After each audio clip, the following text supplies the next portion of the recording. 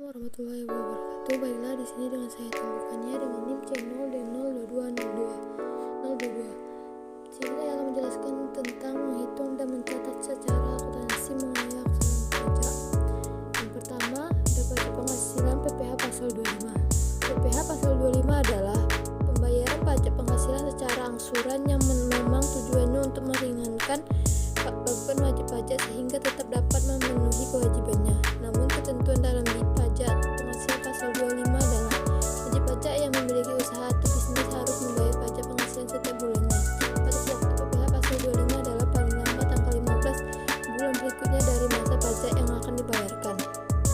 Selanjutnya ada cara menghitung pajak PPh pasal 25. Adapun yang dimaksud kredit pajak atau pajak penghasilan yang dipotong dalam pasal-pasal di atas, berikut cara menghitung pasal PPh pasal 25. Yang pertama ada PPh pasal 21 bagi yang memiliki NPWP, pembayaran kredit pajak sesuai dengan tarif atau pasal 17 ayat 1 dan tambahan 20% bagi yang tidak memiliki NPWP.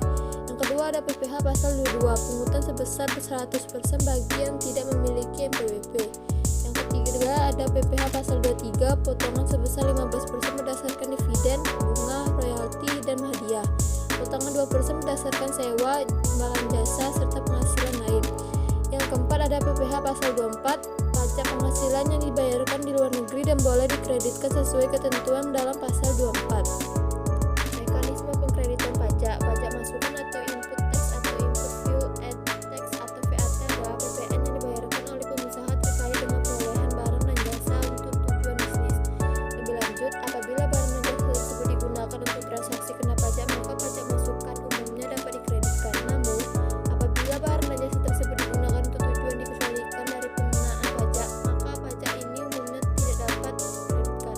Sementara itu, Nightingale 2002 mendefinisikan pajak masukan sebagai PPN yang dapat diklaim kembali atas pembelian yang dilakukan oleh PKP. Selanjutnya ada pajak masukan. Pertama, perolehan barang kena pajak atau jasa kena pajak sebelum pengusaha dikukuhkan sebagai PKP. Yang kedua, perolehan barang kena pajak atau jasa kena pajak yang tidak mempunyai hubungan langsung dengan kegiatan usaha. Yang ketiga, perolehan dan pemeliharaan kendaraan bermotor berupa sedan dan stasiun wagon kecuali merupakan barang dagangan atau disewakan. Yang keempat, pemanfaatan barang kena pajak tidak berwujud dan pemanfaatan jasa kena pajak dan dari luar daerah pabean sebelum pengusaha dikukuhkan sebagai PKP. Selanjutnya ada penghitung pajak keluaran, output tax atau output fuel tax atau VAT atau pajak keluaran adalah PPN yang harus dibayarkan kepada otoritas pajak oleh pengusaha atas penyerahan barang atau jasa untuk pihak ketiga. Sementara itu, Nightingale 2002 mendefinisikan pajak keluaran sebagai PPN yang harus dikenakan atas penyerahan barang atau jasa kena pajak yang dilakukan oleh pengusaha kena pajak. Umumnya, pajak keluaran dihitung dengan menerapkan tarif PPN pada tahap harga jual yang belum termasuk pajak.